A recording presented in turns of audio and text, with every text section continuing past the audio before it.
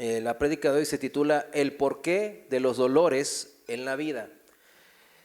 El porqué de las aflicciones, de los dolores en la vida. El pasaje principal de hoy nos lleva a Romanos capítulo 8, versículo 18.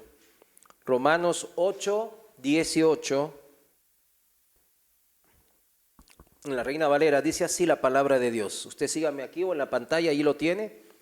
Pues tengo por cierto, subraya esa palabra, cierto, que las aflicciones del tiempo presente no son comparables con la gloria venidera que en nosotros ha de manifestarse.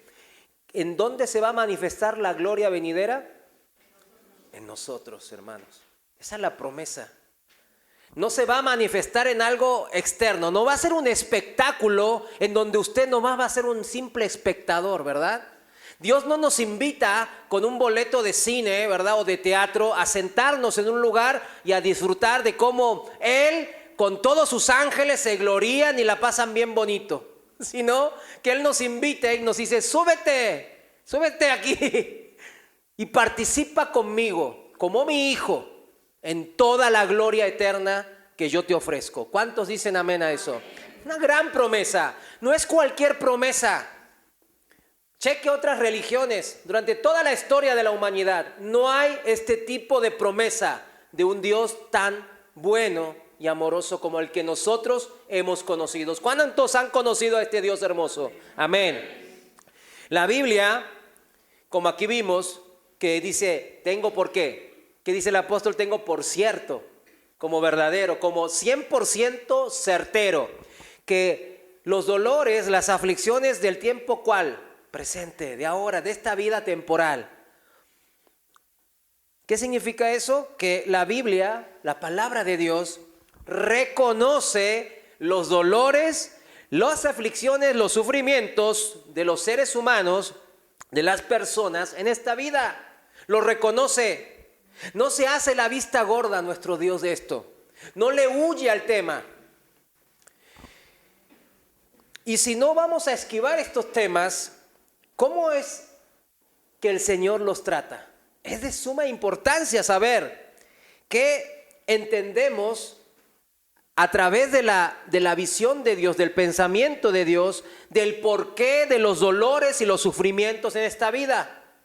Porque a ver, piénselo usted en su vida o en su familia. Todos padecemos o hemos padecido y padeceremos de dolores y sufrimientos en esta vida, ¿verdad que sí? ¿Cuántos dicen amén? Amén, ¿verdad? Unos dicen amén, porque sí, están padeciendo dolores todos.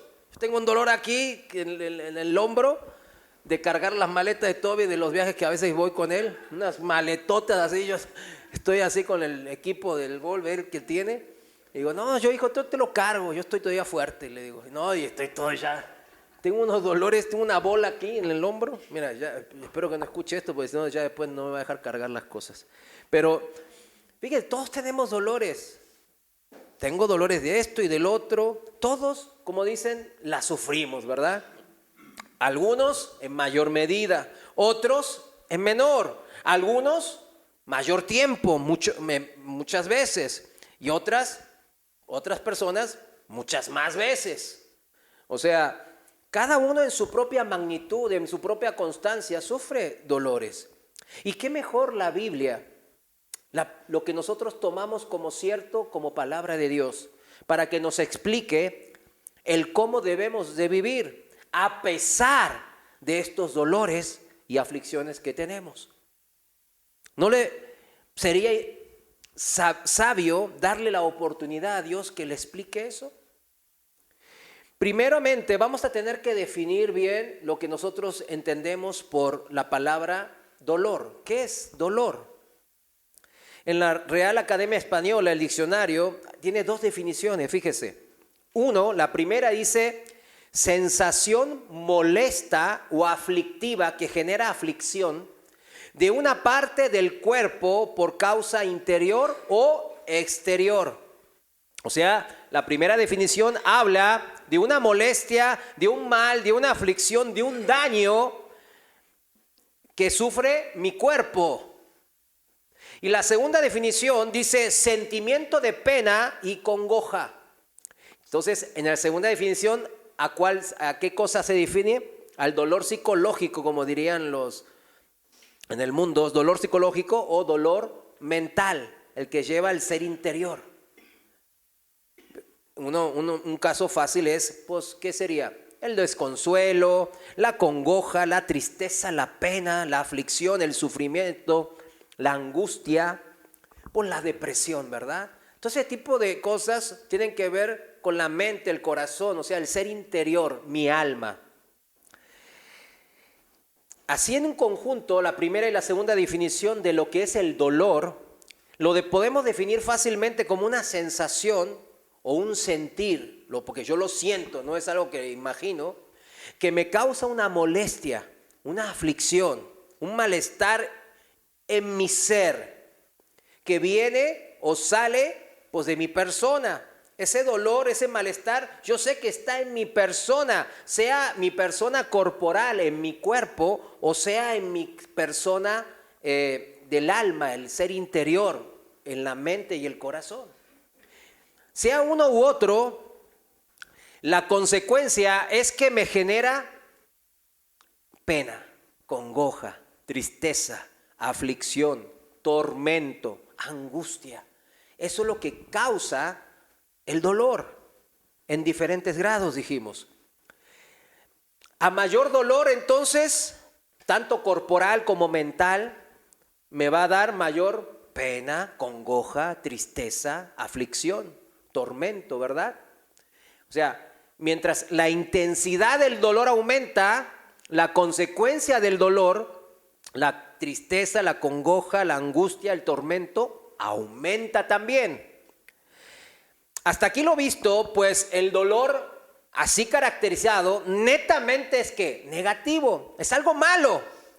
O alguien le ve así como lo hemos planteado algún beneficio. Pues decimos que no, pues no. ¿Quién quiere dolor? A ver, yo quiero que me duela todo. ¿No, verdad que no? De hecho, pues tratamos de que no nos duela. Pero a través de esto podemos percatarnos de que el dolor funciona como una señal también, que sería también un síntoma. El dolor funciona de esa manera. El dolor entonces sirve para algo. Esa es la cuestión que en la Biblia vamos a encontrar recurrentemente. Vamos a ver muchas historias en la Biblia en donde los personajes bíblicos, los héroes de la fe o los antagonistas, los que reniegan de Dios, los que despotrican a los héroes de la fe, ellos, cada uno sufre dolores. El dolor, va a ver que en esos personajes siempre tiene una consecuencia, pero también tiene una causa. El dolor sirve para algo. Y en este caso, el dolor nos da un aviso de algún mal oculto. Es una de las maneras de interpretar el dolor bíblico. Nos da un aviso de algún mal oculto. Veamos la definición médica de dolor para entender mejor este punto que acabo de mencionar. Médicamente, clínicamente, el dolor es una señal del sistema nervioso de que algo no anda bien. ¿Sí lo entiende? Algo está fallando, hay algo que no está funcionando bien en mi cuerpo, según la medicina, ¿verdad? El dolor. Entonces es una sensación desagradable, como un pinchazo, un hormigueo, una picadura, un ardor, una molestia, ¿verdad? Esos son los dolores que sentimos en el cuerpo. El dolor corporal, o sea, el que la medicina estudia, entonces hace que da señales, ¿verdad? Hace que ese dolor pueda ser agudo o sordo. Puede ser que ese dolor sea intermitente o ser un dolor constante, ¿verdad? ¿Quién tiene dolores constantes? Pues todos, algunos padecen dolores constantes. Puede uno sentir dolor en algún lugar del cuerpo puntualmente, en la espalda, la lumbar, la ciática, no sé, ¿verdad? me duele aquí, yo dije recién el hombro, el abdomen, la pelvis, yo qué sé. Puede sentir también un dolor generalizado. ¿Vieron que cuando le duele todo el cuerpo, como cuando se despierta con el cuerpo cortado o algo así? Lo mismo. El dolor puede, entonces, viendo esto clínicamente, médicamente, el dolor puede ayudarnos a diagnosticar ¿un qué? Un problema. Un problema que está latente, oculto. Sin dolor, imagínese, sin dolor, usted podría lastimarse gravemente sin saberlo siquiera. O no darse cuenta de que tiene un problema médico, una enfermedad que requiere un tratamiento, porque no hay dolor. Por eso dicen los médicos que los peores o las peores enfermedades son las que no dan aviso. ¿Se da cuenta? O sea, como la glaucoma. Usted sabe que la glaucoma es una enfermedad pues, degenerativa aquí pues, de los ojos, ¿no? Que puede causar ceguera. Y no se detecta a tiempo, pues uno se queda ciego. Pero como que no avisa la glaucoma. Entonces hay que ver rápido y ser sensible, ¿no? El cáncer de pulmón, de los cánceres es el que menos avisa. En etapas tempranas, el cáncer de pulmón pues no presenta síntomas, dice. Y ya cuando presenta síntomas ya está en etapa 3, etapa 4. Yo conozco un par ahí, ¿no? Que fumó toda la vida, ¿verdad? O sea, no, mi abuelo fumó toda la vida y no le pasó nada. ¿Y de qué murió tu abuelo? De viejo. No, murió de cáncer, hombre. O sea, ¿de qué? O sea, y estas personas que yo conozco, pues sí, pues les dio cáncer de pulmón. Fumó toda la vida y le dio cáncer, o sea. Yo me acuerdo cuando en los 80 todavía, ¿no? Decían que fumar no afectaba la salud. No sé si se acuerdan las publicidades de Marlboro, Philip Morris, ¿verdad? Ya les hice la publicidad. Y yo me acuerdo que yo estaba ahí, pues no pasa nada. Y me acuerdo mis compañeros ahí en la escuela, sí, no pasa nada.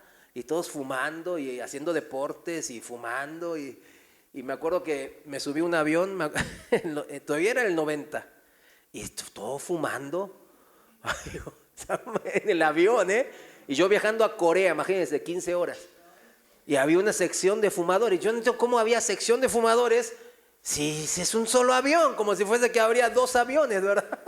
Es el mismo aire. Y no, todos ahí intoxicándonos, ¿verdad? Bueno, yo fumaba en esa época, así que yo andaba intoxicando a los otros, ¿verdad? Pero ese es el cáncer. Otro cáncer también que pega así de repente es el cáncer de estómago, etcétera, ¿no? Ese avisa un poquito más antes, ¿no? La diabetes tipo 2, no sé, muchas personas con diabetes tipo 2 pues no presentan ningún síntoma hasta que la enfermedad pues se desarrolló ya bastante avanzado. Yo sé que a algunos les ha tocado, ¿verdad? Yo tengo familiares, ¿no? Mi abuela murió de eso, ¿verdad? Entonces, el dolor, vamos a plantearnos, ¿el dolor es el problema en sí? ¿O es el dolor el problema o parte de la solución a mis problemas? Ahí está, ¿verdad? Yo como cambia, o sea, no es algo que no sepamos, que no entendamos, pero planteado así, planteado de vuelta, uno como que abre los ojos y dice, es verdad, ¿por qué?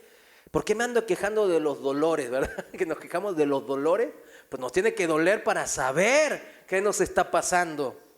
El dolor claramente nos puede ayudar a detectar mis problemas ocultos, como las enfermedades, vimos en el ejemplo de la medicina, ¿verdad? El dolor entonces es, según la definición que vimos, es una señal, es un síntoma. El síntoma, la definición es algo que una persona siente o experimenta, tiene que experimentarse y que esa experiencia de dolor puede indicar que tiene una enfermedad o alguna afección. Es como las señales de tránsito, ¿verdad? Que vamos en el camino. Las señales preventivas nos avisan de que viene una curva peligrosa o una pendiente muy así pronunciada, ¿verdad? Un camino muy sinuoso, un cruce peligroso, ¿verdad? O de tren, va a pasar el tren. Hace poquito, pues hace unos días, allá en un cruce, ahí en la ciudad, que en medio de la ciudad de Guadalajara, ¿usted cree que no hay barreras? Y yo chequé y el municipio me dijo, que costaba no sé cuántos miles de pesos ponerlo. Yo, pero ¿por qué ustedes no los ponen? Si nosotros pagamos impuestos para que ustedes los pongan. Me dijo, no, esto lo tienen que poner las personas interesadas. Dije, ah, caray. ¿Por qué? Porque yo soy parte de un consejo ahí que tengo que ver por el bien de esa zona, ¿verdad? Entonces, y yo me dije, ah, bueno. Y digo, pero fíjese, el bien de las personas, se acaba de amputarle la mano a una señorita, amputarle la pierna, porque estaba en el Uber, el Uber le quiso ganar al tren, no hay barrera, y le pegó en la parte de atrás. La señorita es una joven, mire, ya truncada la vida en ese sentido, porque se quiso salir en ese momento. Y pues bueno, ya me dijeron que le tuvieron que amputar una pierna. Entonces uno se queda, pues qué cosas, ¿verdad? Hay señales de tránsito que nos dicen, hay un peligro inminente, ten cuidado, bájale, ten precaución, doble chequea las cosas, bájale a la velocidad, etcétera. Miren, a la vista de todo esto, lo que estamos viendo, solamente nomás con la definición de dolor, uno puede llegar a una conclusión fácil de que los dolores, al ser señales que nos dan aviso de un peligro inminente, de algún peligro oculto quizás, cumplen una función de prevención. ¿Verdad que sí? Prevenirnos. ¿Para qué? Para que tomemos las medidas adecuadas o correctas para no sufrir un daño real. Un daño, subrayo, real, verdadero, no un daño imaginario. El dolor es como un síntoma entonces que nos avisa o señala de una enfermedad, de una herida que no conocemos porque está oculta. Que si lo dejamos sin tratar nos causaría un daño mayor o tan grave como la muerte misma. Así visto, ya lo que significa la palabra dolor, pues ya no se nos hace tan negativa, ¿verdad? Tan malo. Y eso se refiere la Biblia. La Biblia trata el dolor de una manera que no es negativa en ninguna circunstancia. Solamente, y después lo veremos, cuando uno está haciendo las cosas mal, ¿verdad? Y recibe el pago de su propia maldad.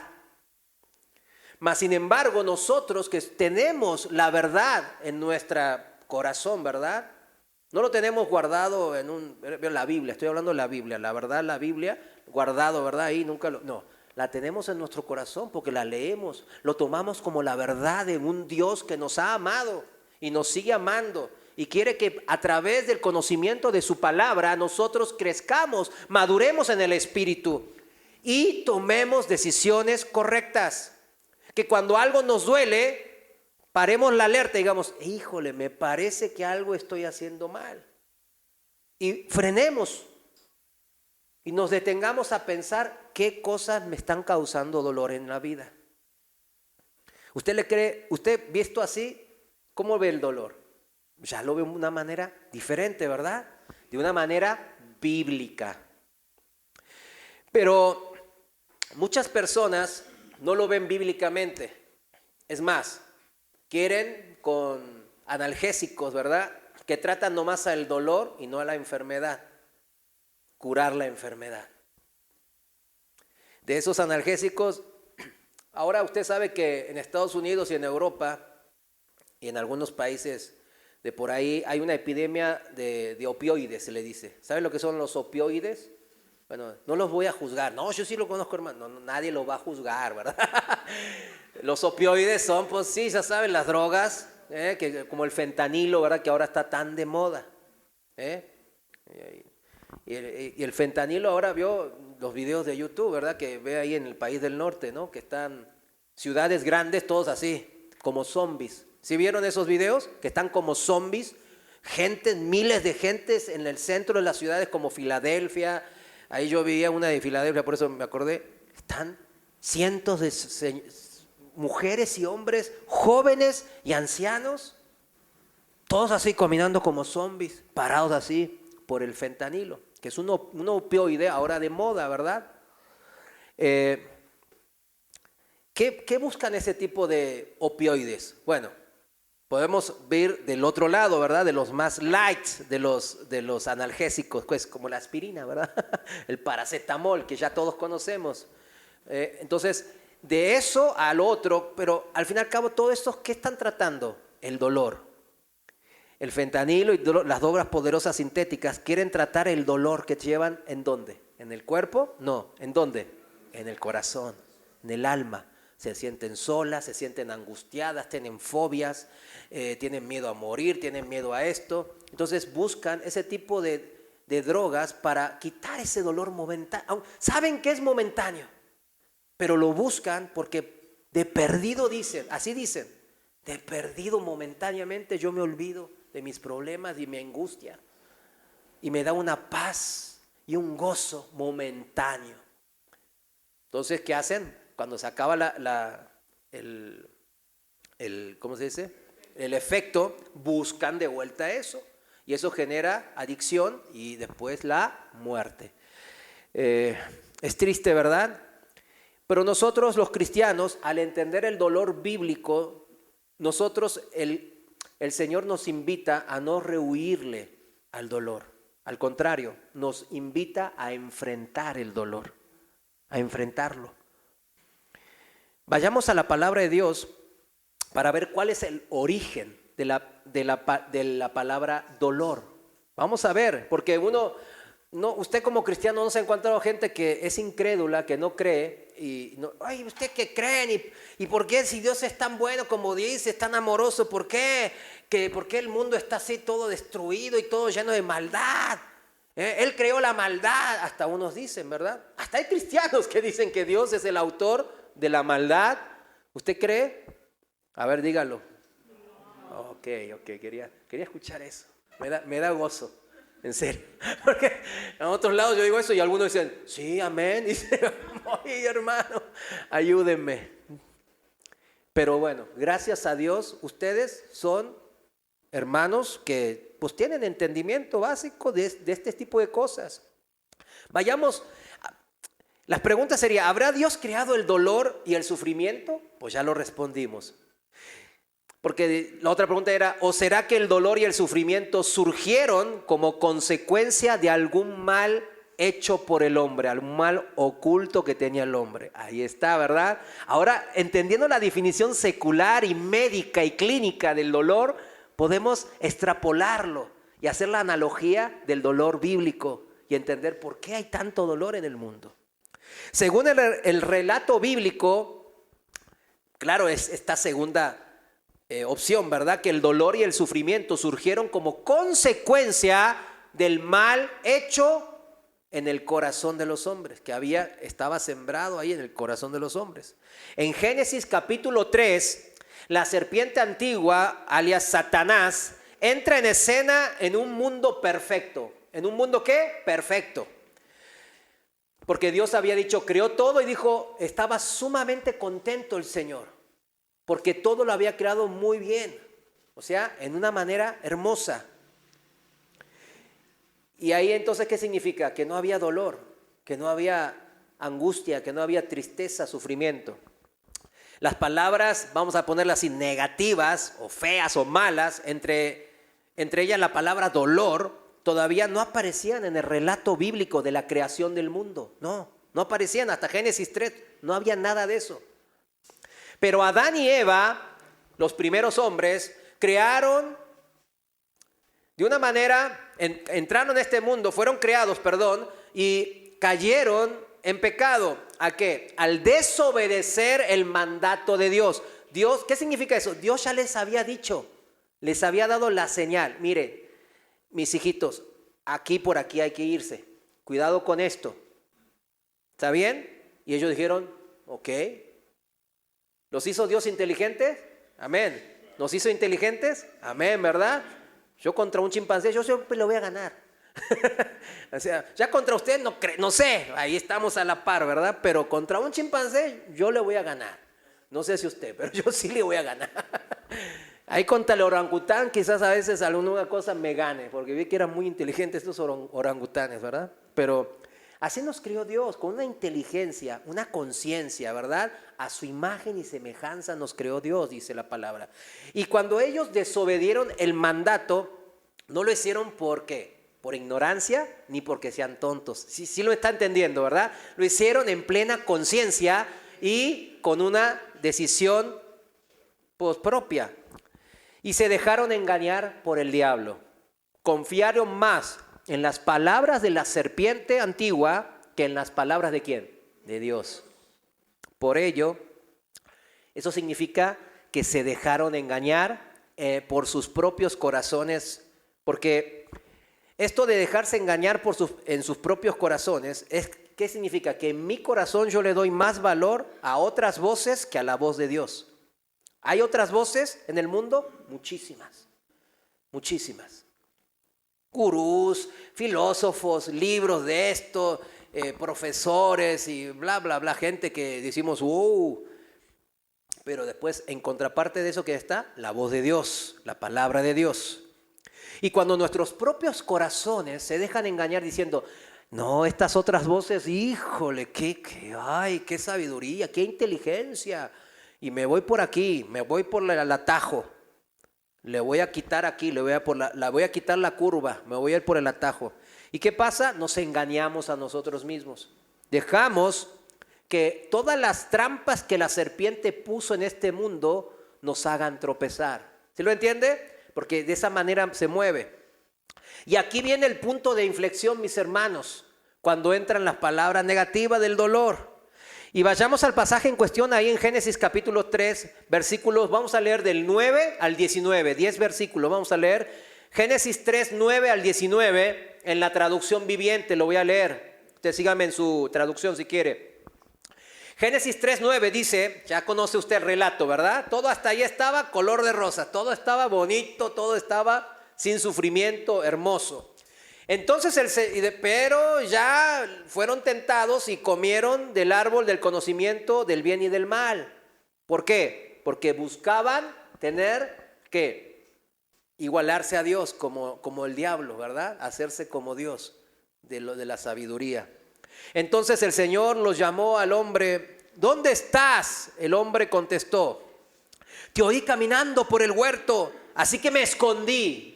¿Sabía entonces que la regó Adán? Pues sí sabía, porque si no, ¿por qué se esconde?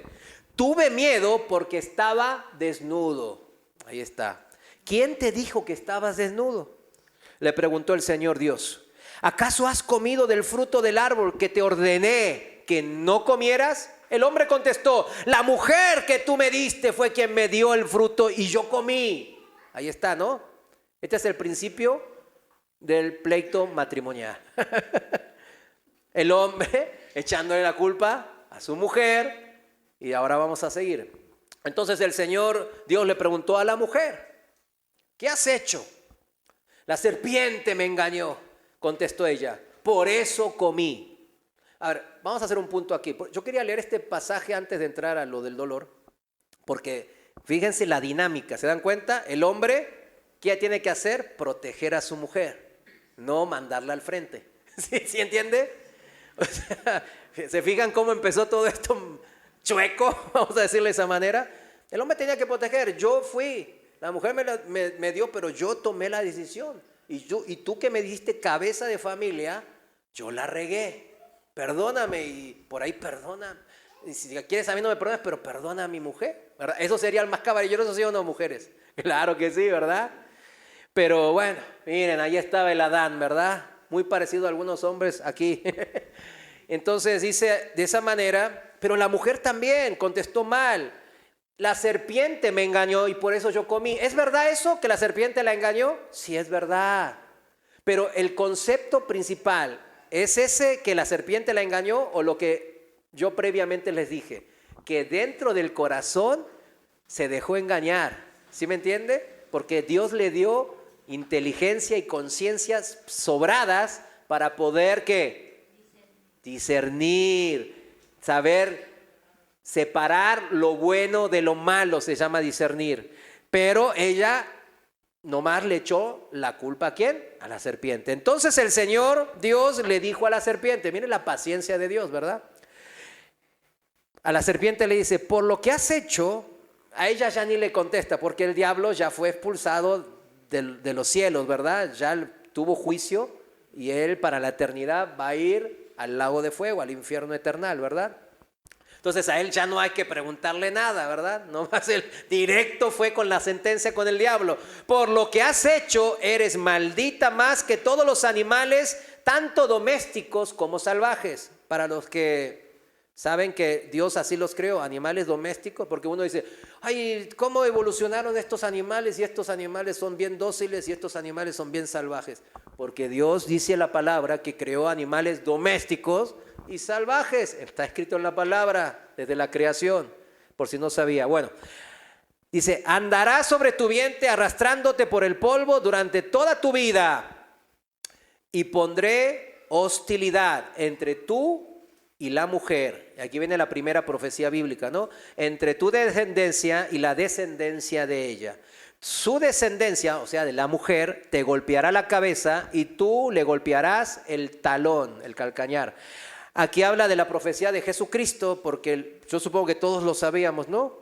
De cómo el varón de dolores, el experimentado en quebranto, ¿no? Jesús, que sus sufrimientos en el Calvario le iban a pegar un golpe letal ¿a quién? A la simiente de la serpiente, al diablo y sus secuaces. ¿Por qué? Porque el Señor, cuando murió en la cruz, ¿qué hizo al tercer día? Resucitó venciendo a la muerte.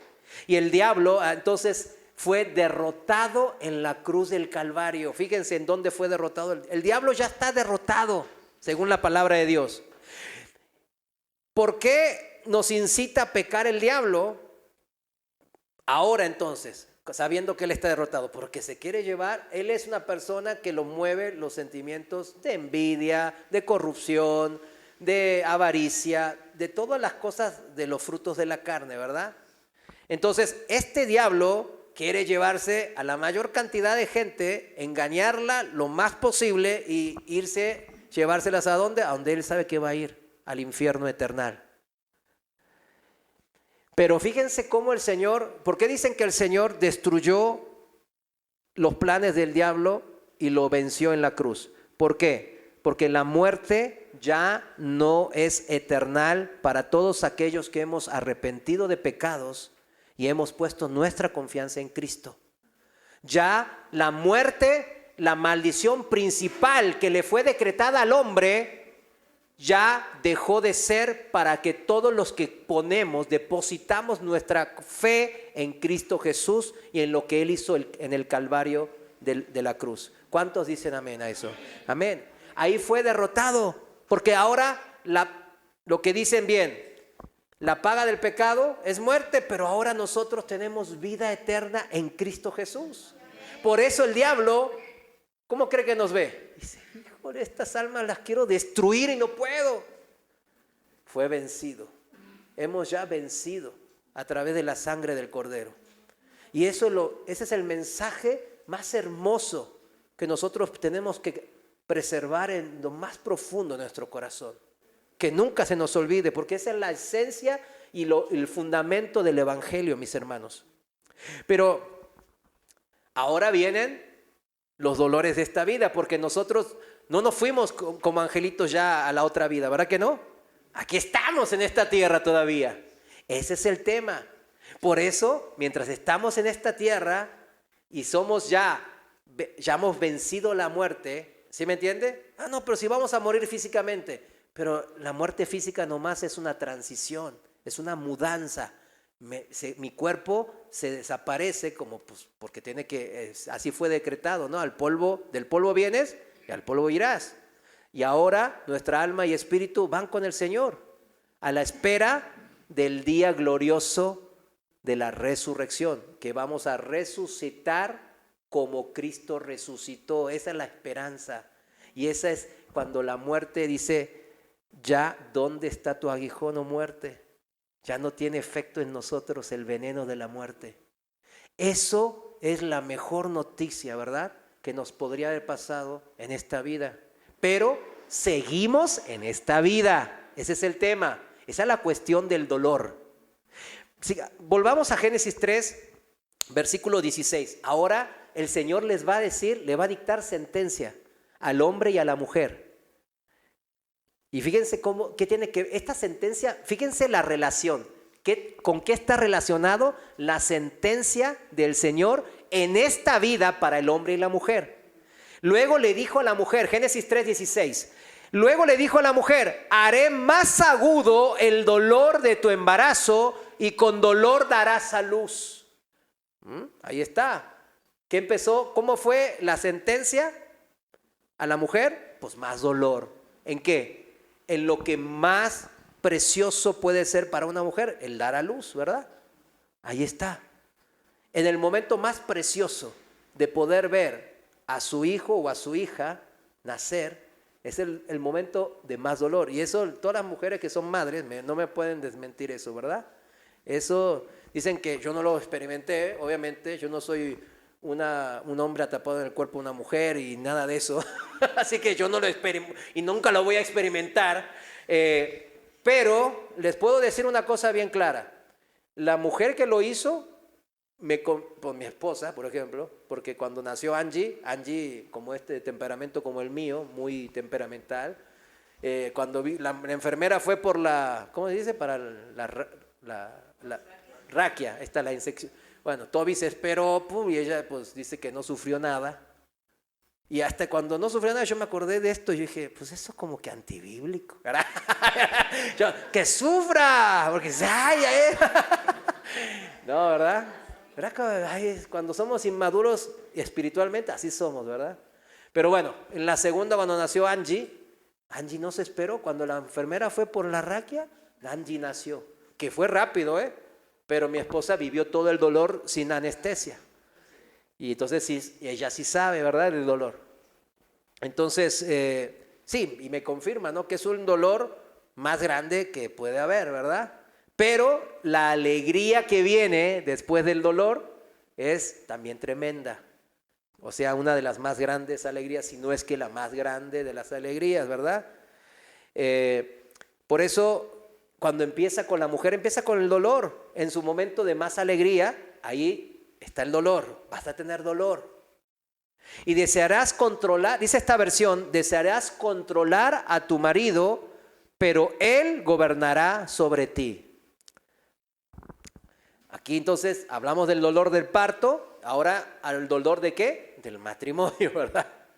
La pelea, en tanto entre el hombre y la mujer, de enseñorearse, de dominar la vida del otro, uno del otro. Para la mujer esto sería un tema primordial. Por eso ahí el Señor le está como profetizando, ¿verdad? Tú vas a desear controlar a tu marido, pero él te va a someter y se va a enseñorear de ti. Punto importante acá, que yo ya lo he mencionado varias veces, pero no está de más seguirlo mencionando para que todos entendamos bien cómo es esto. ¿Esto significa que Dios quería que el marido gobernara, se enseñoreara de su mujer? Díganlo. Amén. Me encanta que todos estemos en la misma sintonía, en la sintonía del pensamiento de Dios.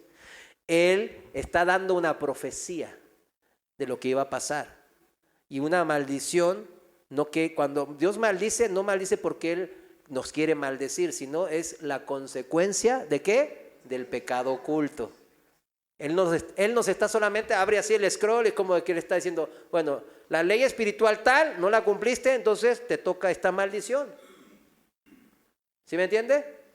Entonces, de esa manera, él sabía que el hombre, por su fuerza mayor, por su capacidad de asociarse mejor, ¿verdad?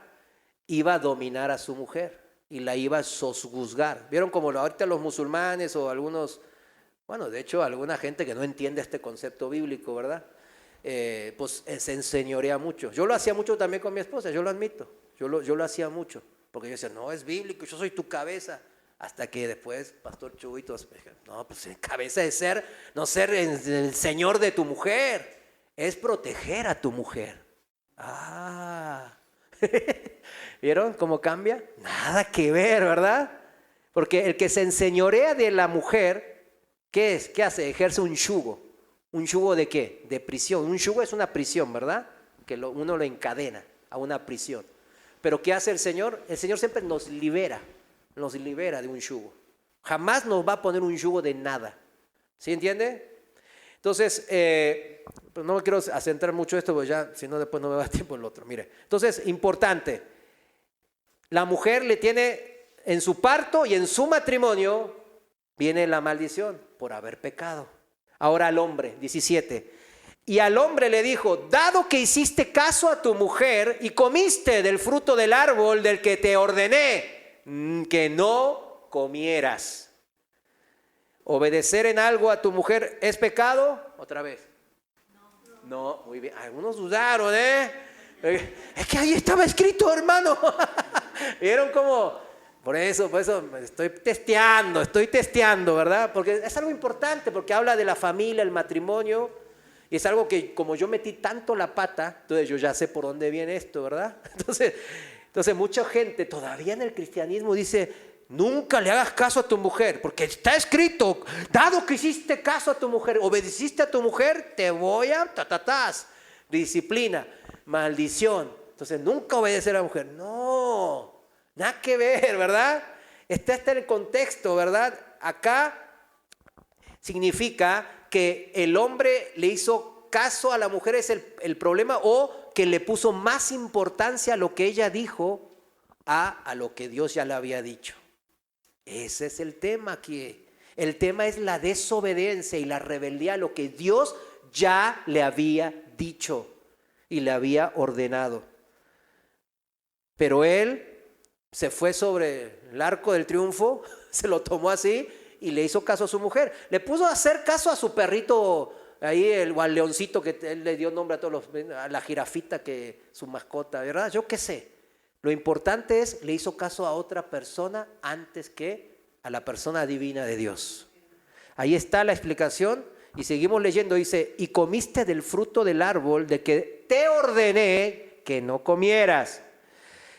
Y dice, la tierra es maldita por tu culpa. ¿Por culpa de quién es maldita la tierra? Ahí está, subráyelo. No es maldita porque Dios maldijo. No, es que Dios la maldijo. Pero es que Dios cumple, Él no es una persona corrupta, no es un juez corrupto. ¿Sí lo entiende? Un juez corrupto que aunque la ley diga esto, diga, no, pero si es mi hijo, si es mi concuño, si es mi amigo de la infancia, si es no, con él yo fui toda la primaria, ay, es el Juan, mi amigo del alma, ¿cómo? No, mira, a ti te perdono. ¿Es un juez así el Señor? No. Él no es corrupto, dice la palabra. Él a lo malo llama malo y a lo bueno llama bueno. Por más que sea su hijo, ni a su hijo perdonó cuando él tomó los pecados del mundo y dijo, yo los tomo, Padre, yo tomo esa responsabilidad. ¿Y qué hizo el Señor? Permitió que lo crucificaran en la cruz del Calvario. Dice la palabra que ni a su hijo Jesús perdonó cuando estaba en la cruz del Calvario. ¿Lo pudo haber hecho el Señor? Claro, Él es Dios, pero no lo hizo. Para darnos un ejemplo a nosotros de que Él jamás va a romper sus leyes espirituales, nunca. El que roba es ladrón, el que miente es mentiroso, el que adultera es fornicario. Punto. No se anda con rodeos el Señor.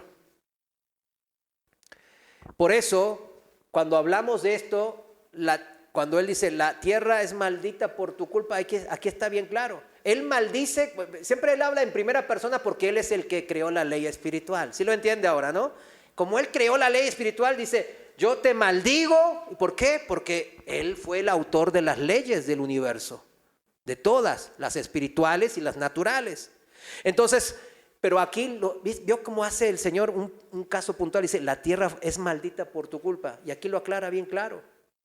La maldad del mundo y la corrupción y toda la perversión y todas las cosas malas que vemos en esta vida es por culpa del corazón desviado del hombre. ¿Y por qué Dios lo permite? Porque nos tiene paciencia para que nos salvemos todos. Pero va a llegar un día en donde se acaba el tiempo, en donde va a llegar ese, bueno, ahorita lo vemos, pero va a llegar ese momento en donde ya no va a haber más tiempo para eso.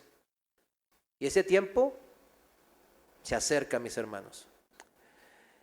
Fíjese, aquí también, cuando se maldijo la tierra por culpa del hombre, dicen los teólogos que cambió la composición química de la tierra. Ya Dios sabrá qué habrá hecho.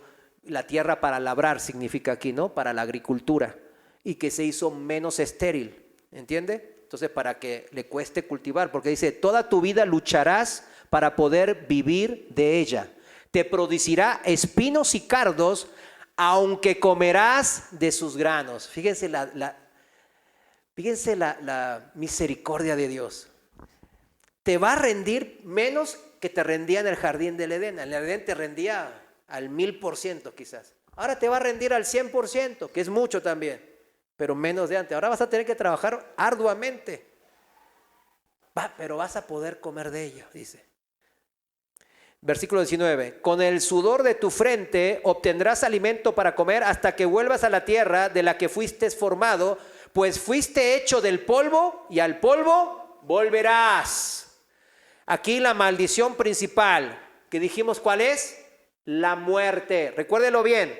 La maldición principal del pecado del hombre es la muerte. Romanos 6:23. La paga del pecado, ¿qué es? Es muerte. La consecuencia de pecar es morir, y morir eternamente, no solo físicamente. La muerte, al producirse, ¿qué causa, mis hermanos? Dolor a la persona que muere, claro, pero también a los que lo rodean, a los seres queridos. Por eso cuando alguien de nuestros seres queridos muere, nos causa ¿qué? Pues dolor, congoja.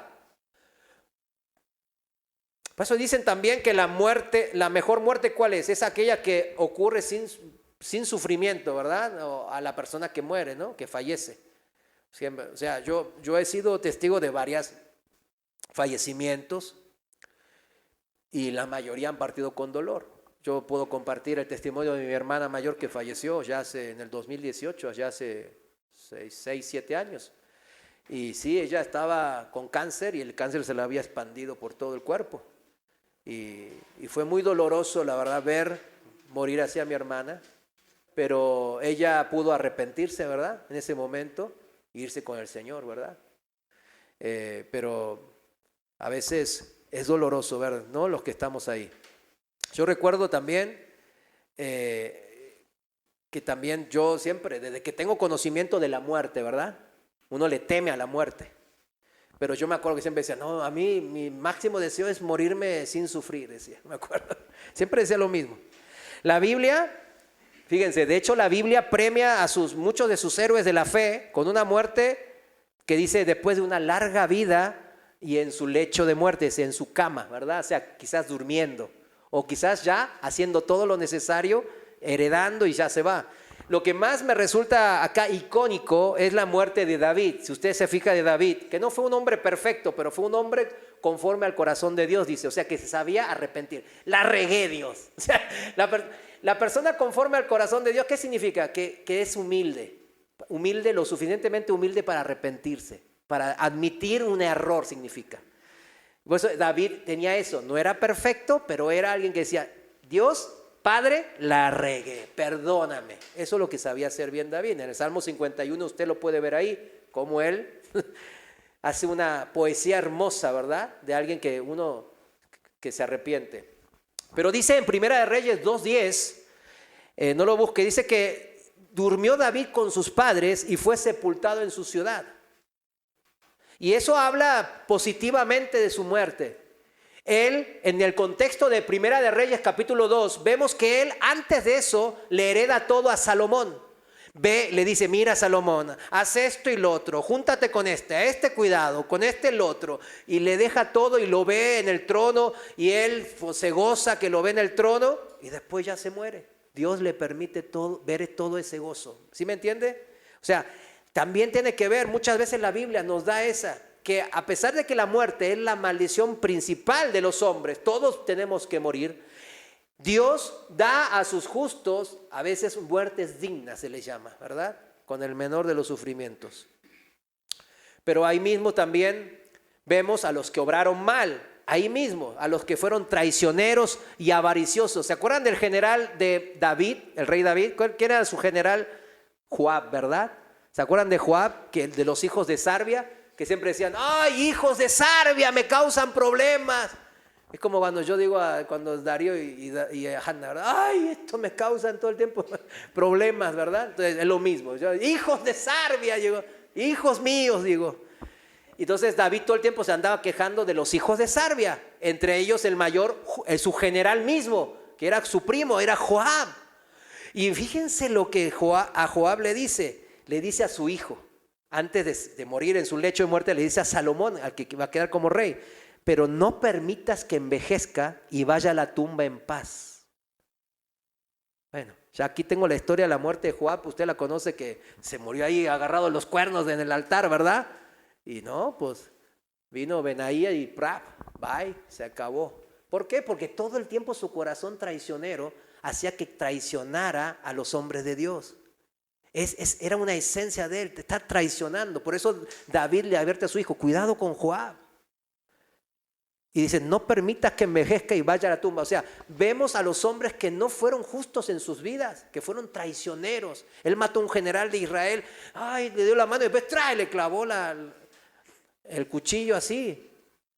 Dice: esa gente traicionera, cuidado. ¿Por qué? Te va a traicionar. De hecho, cuando Salomón fue investido, andaba Joab con Adonías, con el otro hijo. ¿Sí me entiende? O sea, son gente traicionera. ¿Conoce a alguien así? Bueno, esa gente vemos en la Biblia que recurrentemente muere de una manera, violenta, de una manera no grata, de una manera dolorosa.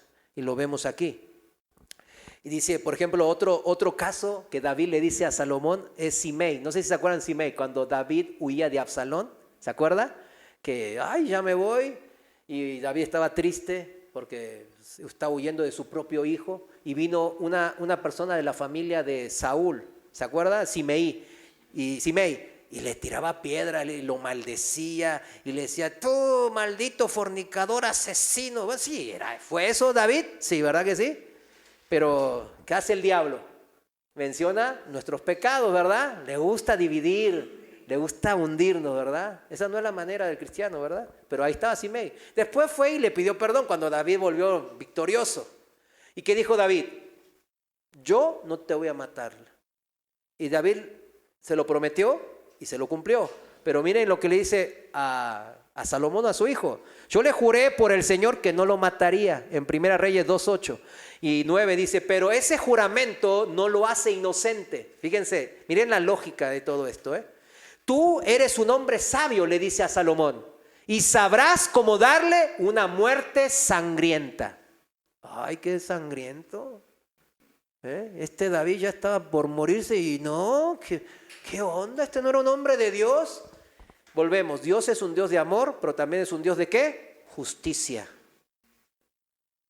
Y aquí estamos hablando de la parte de la justicia. ¿Sí lo entiende, verdad? Bueno, entonces sabrás darle una muerte sangrienta. Estamos hablando que la muerte es la principal maldición del hombre, ganada por la rebelión y el pecado. ¿Se acuerda? Bueno, de esa muerte vemos que a veces los justos tienen como un perdón así de poder tener una muerte digna.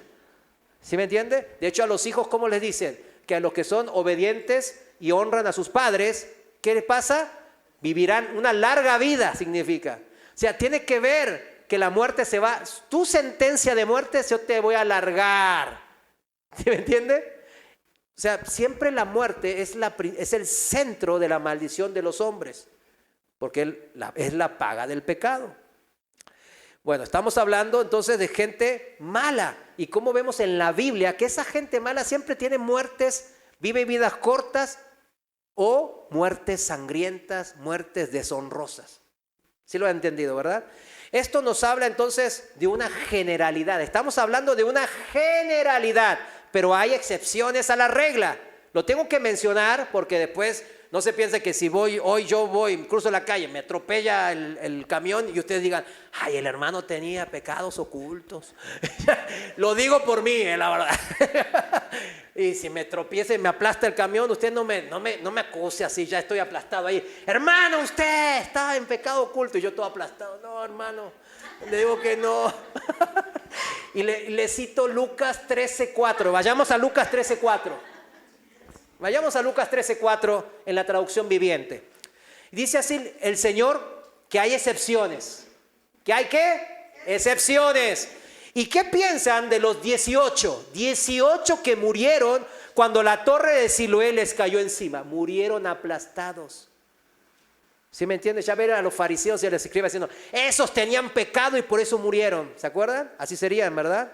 ¿Acaso eran los peores pecadores de Jerusalén? Pregunta Jesús. No. Y les digo de nuevo, a menos que se arrepientan, ustedes también perecerán. ¿Qué significa? Que todos vamos a morir y hay que arrepentirse antes que nos muramos. Eso es lo que importa. Arrepentirme de pecados. Corregir mi vida, decir, perdóname, Señor, la regué hasta ahora, fui rebelde, no me merezco tu sangre preciosa en la cruz, pero tú me la has dado y yo la acepto. Gracias, Señor, soy indigno, pero gracias por tu misericordia. Eso es el Evangelio. Pero estos 18 que tuvieron más culpa, no, dice el Señor que no, eran tan pecadores como los otros. Puede pasar que algún justo muriera con un accidente también, o sea, así que yo decía al Señor, Señor, pues ayúdame a no morir en un accidente porque los hermanos ya me van a crucificar. Pero igual, si me muero, usted ya lo ha aprendido, ¿verdad? Los que no vinieron hoy, por favor, en el funeral les dicen, ¿no? No, pues el hermano predicó Lucas 13. Ah, bueno, ya el hermano ya me va a estar así señalando en mi tumba, ¿sí? Y ya me va a decir, perdón. Miren. La muerte, si la muerte es la maldición final del hombre, ¿sí o no? Eso es lo que estamos hablando en la Biblia desde Génesis 3. La muerte es la maldición final del hombre. Bien ganada la tenemos, ¿verdad? Amén. Como vimos desde Génesis 3. Entonces, escúcheme bien, vamos cerrando la idea. El dolor, el sufrimiento y la muerte entraron al mundo creado, entonces ¿por qué? Por la maldad del hombre.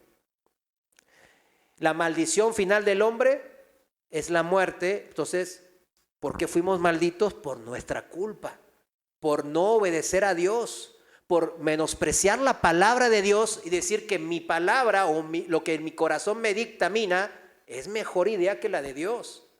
Ese es el tema. La maldad del hombre significa el pecado del hombre, su rebelión ante los mandatos de Dios, su alejamiento del consejo de Dios y empezar a seguir otros consejos. Elegir el mal y no el bien. Elegir a otros dioses con D chica y no elegir al único Dios vivo y verdadero. Y Dios nos ha creado con la capacidad suficiente de elegirle a Él, primeramente, pero también de rechazarle.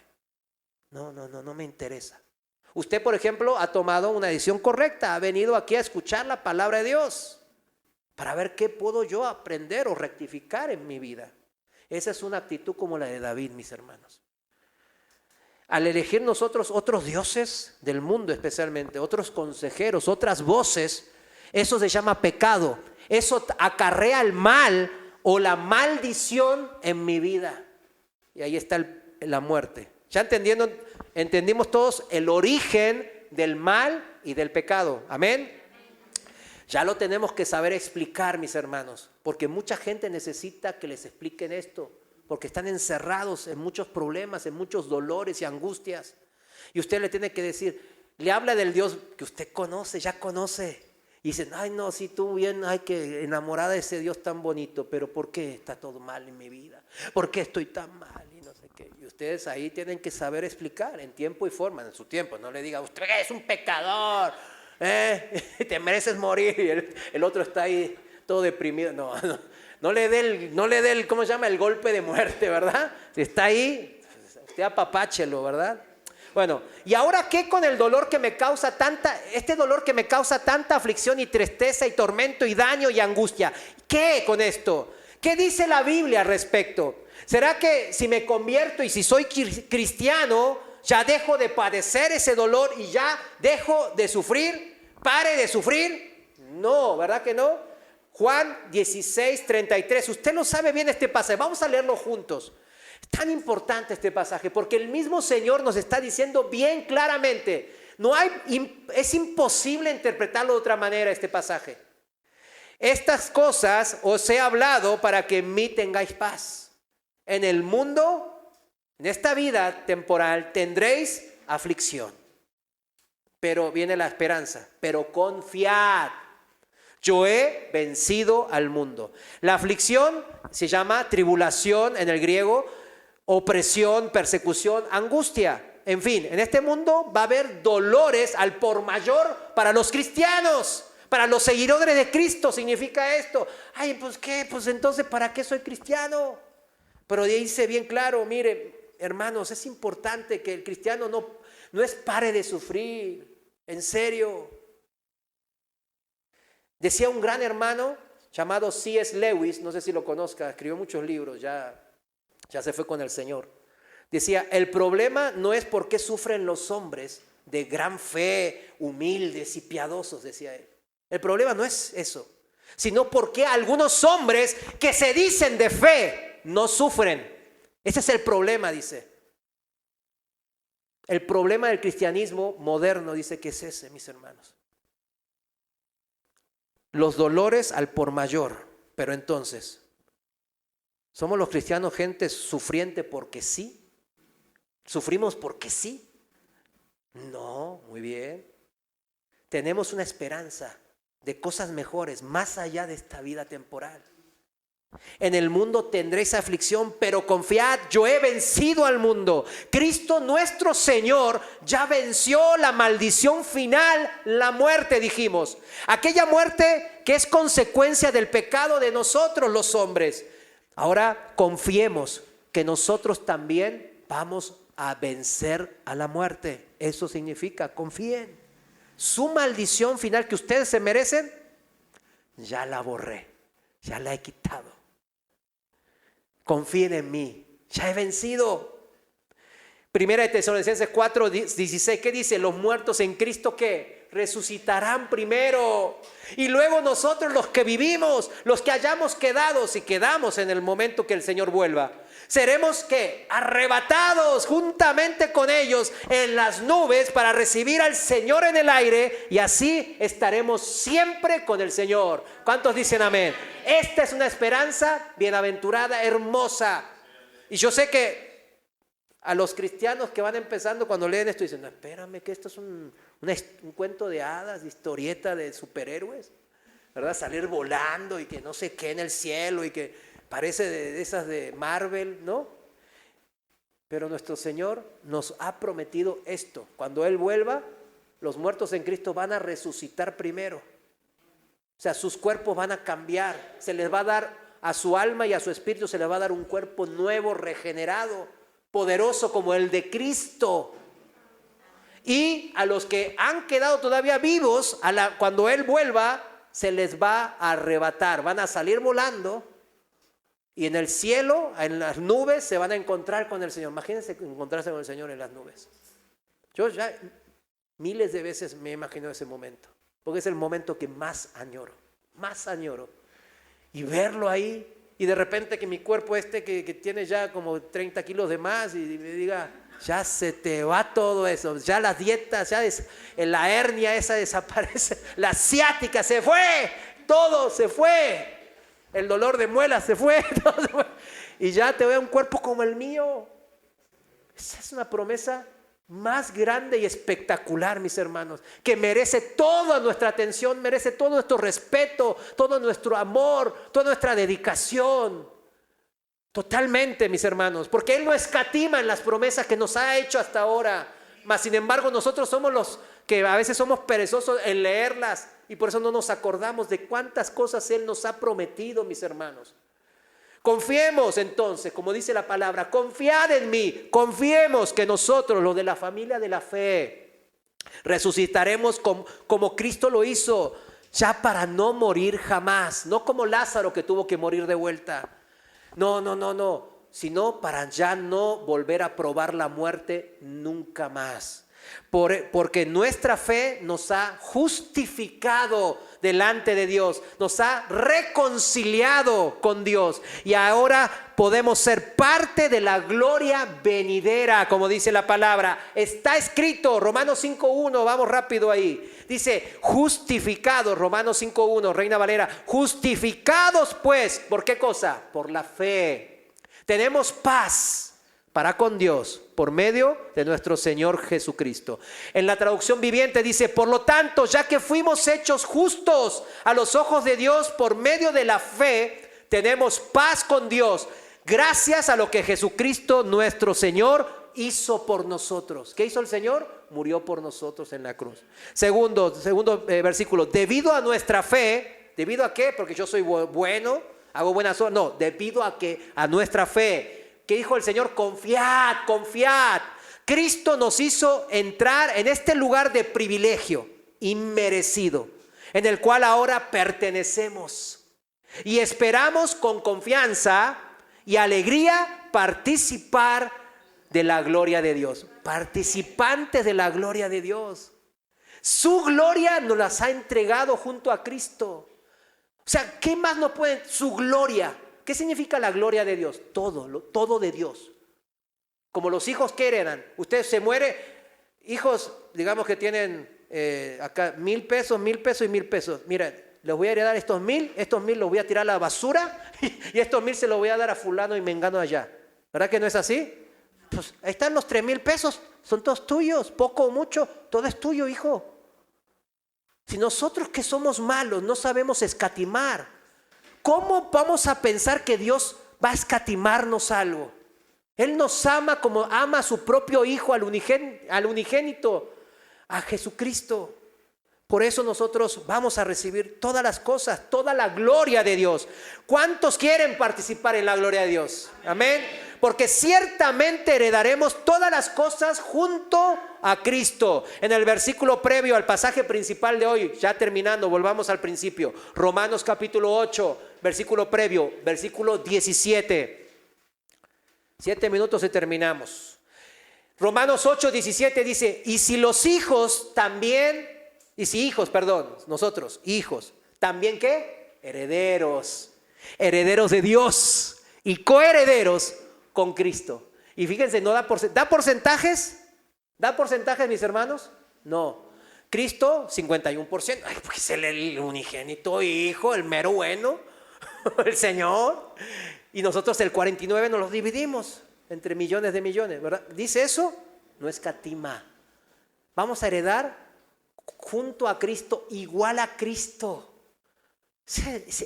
Póngase eso a pensar. Cuando usted esté en dolor y en sufrimiento, póngase a pensar en estas promesas y verá que no es un mejoralito, no es una aspirina, ¿verdad? Si es que padecemos, ahí viene la condición. Si es que padecemos, ¿qué dice? Juntamente ¿con quién? Con Él, con Cristo, para que juntamente con Él seamos glorificados. La condición para ser herederos de Dios y coherederos junto a Cristo es que, ¿qué cosa entonces? Que permanezcamos en la carrera de la fe. Tenemos que permanecer en la carrera de la fe. Tomemos cada uno nuestra cruz, dice acá el Señor, y sigamos ¿a quién? ¿A quién sigamos?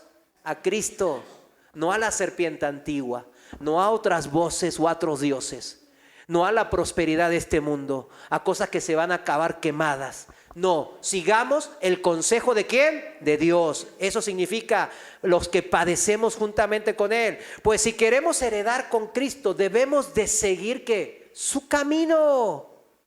Y las condiciones Él mismo las dijo, mis hermanos. Rápidamente vayamos allá en una marca en Romanos 8 y vayamos rápido a Marcos 8, 34 al 37. Al 38, perdón. Marcos 8, 34, Reina Valera dice, y llamando a la gente y a sus discípulos. ¿A quién llamó? A la gente y a sus discípulos. Les dijo, si alguno quiere venir en pos de mí, o sea, si alguno me quiere seguir, ¿qué dice? Dígalo, niéguese a sí mismo y tome su cruz y sígame. Niégate a sí mismo, toma tu cruz y sígueme, dice el Señor. Son 3 conceptos básicos. Pero cuán difícil se nos hace, ¿verdad? Negarme a mí mismo. Si Adán y Eva se hubiesen negado a sí mismos, es que la serpiente dijo, ay, nos está engatusando. ¿Y a qué? Mis ganas de parecerme más a papi, a Dios, espectacular. Y, ay, no, niégate a ti mismo. Ah, espérame. ¿Y qué dijo Dios? No lo comas. Ah, bueno. Eso significa negarse a mí mismo. Toma tu cruz y sígueme, porque todo el que quiera salvar su vida, ¿qué dice? La perderá. Y todo el que pierda su vida por causa de mí y del evangelio, la salvará. No hay de otra. No se puede vivir todo el día persiguiendo las cosas del mundo y después decir, no, Señor, voy a salvar mi vida. No, es que no hay eso. Contradice este versículo. Porque ¿qué aprovechará el hombre si ganase todo el mundo, si ganare todo el mundo y perdiera su alma? ¿O qué recompensa dará el hombre por su alma? ¿Cuánto vale mi alma? O sea, yo voy a trabajar y voy a ser como Carlos Slim. Mire, el dengue. Me persigue el enemigo. Me quiere tumbar. Bueno, ¿qué recompensas dará? O sea, ¿que hay algo que valga más que el alma? Es la pregunta aquí en el versículo 37. ¿Qué vale tanto más que mi alma? Si el Señor ya me dijo que esta es la manera de ir al reino celestial y heredar todas las cosas con Él, ¿por qué yo sigo aquí? ¿Qué vale más que mi alma? Es lo que me pregunta el Señor en el versículo 37. Versículo 38. Porque el que se avergonzare de mí y de mis palabras en esta generación adúltera y pecadora, el Hijo del Hombre se avergonzará también de él cuando venga en la gloria de su Padre con los santos ángeles. O sea, el día de la resurrección, el día del arrebatamiento, mucha gente se va a quedar pensando que se iba a ir. ¿Por qué? Porque ellos han avergonzado al evangelio y al nombre de Cristo con su forma de obrar y de vivir. Y es momento aquí no es que, ay, el hermano ya nos está regañando. No, es palabra de Dios. Dios nos está prendiendo la alerta aquí. Y nos está diciendo, hijo, no vivas de esta manera. No hagas esto. No sigas ese consejo que tú piensas que es sabio. Sigue mi consejo. Son bien claras las escrituras aquí, mis hermanos. Si quiero la gloria del Padre en mi vida venidera, si quiero ser glorificado juntamente con Cristo, debo ¿de qué? De seguirle, adoptando el ejemplo de Cristo, negándome a mí mismo. Cristo negó su divinidad y vino y se humilló y se hizo hombre, criatura, para poder morir por nosotros. Como debieron de haber hecho los primeros hombres, Adán y Eva, en vez de seguir su propio corazón y tratar de alcanzar la gloria de Dios a su manera. Si Dios ya le iba a dar todo, pero ellos trataron de alcanzar la gloria de Dios a su manera. Génesis 3:6, no lo busque, dice que el árbol se les hizo codiciable para alcanzar sabiduría, dice la palabra. Y tomó de su fruto y comió, dice la mujer, y después su marido también. Esto es no negarse a sí mismo, sino todo lo contrario. Es creerse sabio en su propia opinión. Dios me dijo otra cosa, haciendo a mi manera, ¿qué voy a alcanzar? No, voy a alcanzar, como Adán y Eva pensaron, voy a alcanzar, pues llegar al tope. Pero Dios nos había dicho que no lo hagamos. No, déjalo, ya está viejito, ya no calcula bien. Vamos a hacerla así, somos inteligentes. Peligrosa manera de vivir es esa. ¿Peligra qué? Nuestra vida misma. ¿O qué podemos dar en rescate por nuestra alma? Sigamos en el pasaje principal y con eso cerramos. Romanos 8:18, el pasaje principal de hoy. Pues tengo por cierto, seguro, que las aflicciones del tiempo presente no son comparables con la gloria venidera que en nosotros ha de manifestarse. Cierto, es concluyente, es verdadero. Las aflicciones, pues es el dolor, ¿verdad? Estas aflicciones o dolores son los que se producen por correr la carrera de la fe. Está hablando de las aflicciones de los justos. Negarnos a nosotros mismos produce dolores. confrontamientos, peleas con la gente que pues dice, ay, que tú muy santurrón, no sé qué. Tomar mi cruz, mi ministerio, el llamamiento santo de Dios, también lleva a conflictos, a que nos calumnien, a que nos vituperen, a que nos señalen, a que nos agredan. Y seguir a Cristo, el ejemplo de Cristo, lleva también a lo mismo, mis hermanos, a sufrimiento. No es sufrir por cualquier causa, eso es lo que quiero dejar bien claro, sino saber sufrir por Cristo. Acuérdense lo que dijo Pedro, el apóstol, en 1 de Pedro 2:20, que si son castigados por hacer el mal, lo digo en la palabra de Dios para todos, si son castigados por hacer el mal, no hay por qué felicitarlos cuando soportan el dolor. Pero si hacen el bien y soportan con paciencia el sufrimiento, Dios los bendecirá. Dios los llamó a soportar tal sufrimiento. Es que Cristo mismo sufrió por ustedes y así les dejó un ejemplo a seguir para que ustedes sigan sus pasos. Volviendo al pasaje principal de hoy, si seguimos leyendo en el versículo 19, Romanos 8:19, dice, lo voy a leer del 18 para que se nos quede bien grabado. Pues tengo por cierto, seguro, que las aflicciones de este tiempo, del tiempo presente, no son comparables con la gloria venidera que en nosotros ha de manifestarse. Si continuamos leyendo, dice, porque el anhelo ardiente de la creación es el aguardar la manifestación de los hijos de Dios. O sea, el día de la resurrección que hablábamos. Toda la creación, dice después, que gime a una. Está todos deseosos y ansiosos, y nosotros los cristianos más que ellos, claro, que llegue ese día del Señor, el regreso del Señor. Este es el día que va a quedar de manifiesto quienes en verdad son hijos de Dios, herederos junto a Cristo, y quienes no. Ese es el día, mis hermanos. Porque la creación fue sujetada a vanidad, no por su propia voluntad, sino por causa del que la sujetó en esperanza. Ya lo leímos al principio, maldito es la tierra por la causa de ¿quién? Del hombre, por tu causa, le dijo a Adán. Pero la creación también tiene una esperanza, mis hermanos. En el 21 dice, porque también la creación misma fue libertada de la esclavitud de corrupción a la libertad gloriosa de los hijos de Dios. Porque sabemos que toda la creación gime a una y a una está con dolores de parto hasta ahora. Esos dolores para la mujer y el hombre, desde Génesis capítulo 3, Dios la extendió a toda la creación. Y versículo 23 dice, y no solo a ella, a toda la creación, sino también a nosotros mismos. Tenemos que sufrir. Que tenemos las primicias del Espíritu, la garantía. Nosotros también gemimos dentro de nosotros, esperando la adopción, la redención de nuestro cuerpo. Ahí está, cuando nos va a cambiar. Es un sufrir, aunque tengamos que sufrir como hombres y mujeres de fe, aunque estemos ya reconciliados y tengamos el Espíritu Santo, ¿verdad?